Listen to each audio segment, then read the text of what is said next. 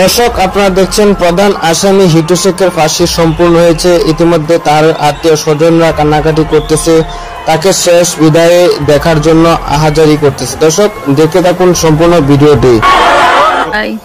আবার ওই শ্বশুরি দেয়, শাড়ি দেয়, দেখলি কান্দে, তাইতে আর বেশি আসতে চায় না সামনের বার।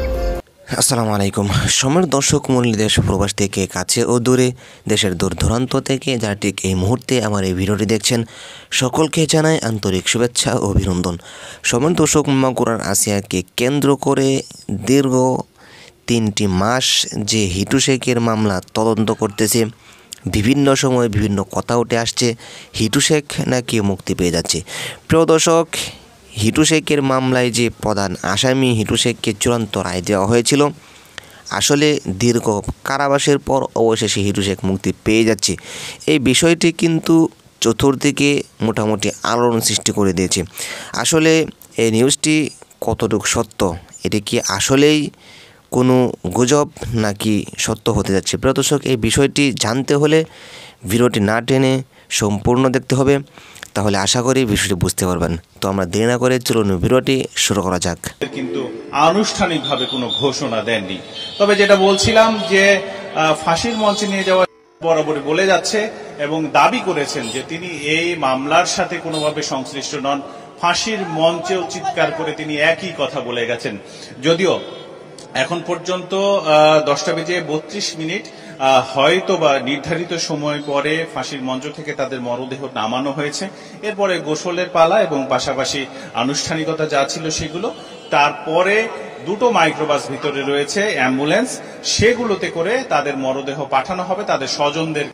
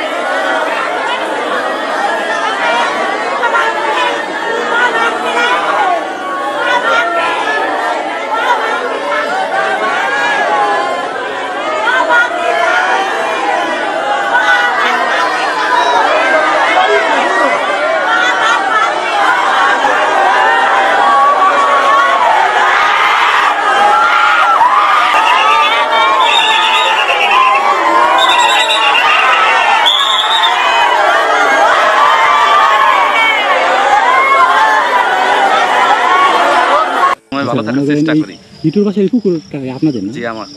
এটা নিয়ে আসলে একটু বলবেন কি, যে এটা আসলে কিভাবে?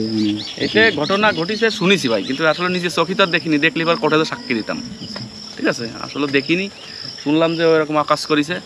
তা এখন ওর করুক, আরও ছেলেই করুক, যেই করুক, সঠিক তদন্তে সঠিক বিচার চাই আমরা, যেই করুক, তার ফাঁসি হোক। এটা নিয়ে এলাকার মধ্যে তো আপনাদের এলাকার মধ্যে মান সম্মান মনে হয়? তা তো ঠিকই, এলাকার মান সম্মান তো মানুষ তার বলতে পারে না যে আপনার মাগুরা গ্রামের মানুষ। একটু তো সমস্যা হয়, বোঝেন না? একটা কাজ হলে পারে তো সমস্যা হয়।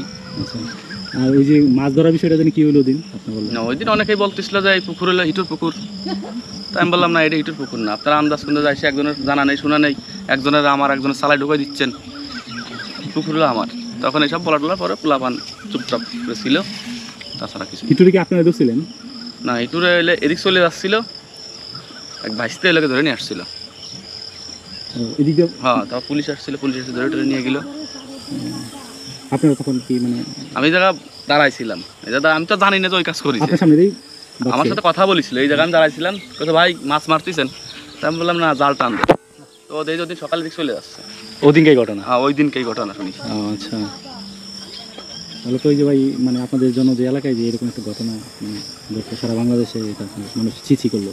জি, ধরেন যদি এলাকে ইসলামের জন্য কোনো কাজ করতো, ওয়াজ করতো, তাহলে মানুষ বলতো যে নিজ নান্দল বাড়ি অমুক বক্তা আছে, ওয়াজ করে। কিন্তু এই যে কাজ করেছে, আসলেও অমানবিক কাজ। ধরেন একটা মেয়ে, ছোট বাচ্চা, তার সাথে এটা করা উচিত হয়নি। আমার মেয়ে হোক আর আপনার মেয়ে হোক, এটা একটা খারাপ কাজ করেছে। তা আমরা চাই তো ওর বিচার হোক। ঘুরে ঘেরে বেড়াইতে দেখতাম রাজু স্ত্রী কাজ টাজ করতে, ওর বড় ছেলেটা খুব ভালো, বড় ছেলেটা ভালো। আর ওই যে বিয়ে করেছে ছোট ছেলে, ও এর আগে এই পাশে সম্পর্ক করছিল, ওই শয়তানে একটু যাই ঝামেলা হয়েছিল এই।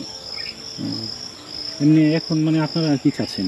মানে আমরা চাই যে এই যে ঘটনাটা ঘটিছে সঠিক বিচার হোক, উপযুক্ত যে মানে উপযুক্ত শাস্তি হোক, যাতে এই বিচার দেখে এরকম কারোর মেয়ের সাথে যেন এরকম ঘটনা না ঘটে। আমার মেয়ে হোক, আপনার মেয়ে হোক, আরেকজনের মেয়ে হোক, যাতে শান্তিতে বসবাস করতে পারে সবাই, বাচ্চা কাচ্চা নিয়ে। প্রিয় দর্শক, আশা করি সম্পূর্ণ ভিডিও দেখে আসলেন। ভিডিওতে যে কথাগুলো শুনলেন, এই কথাগুলোর উপর আপনার কি মতামত থাকলে অবশ্যই আপনাদের মূল্যবান মতামতগুলো কমেন্টে জানিয়ে দেবেন। প্রিয় দর্শক মণ্ডলী, ভিডিওটি ভালো লাগলে অবশ্যই লাইক, কমেন্ট এবং চ্যানেলটিকে সাবস্ক্রাইব করতে ভুলবেন না।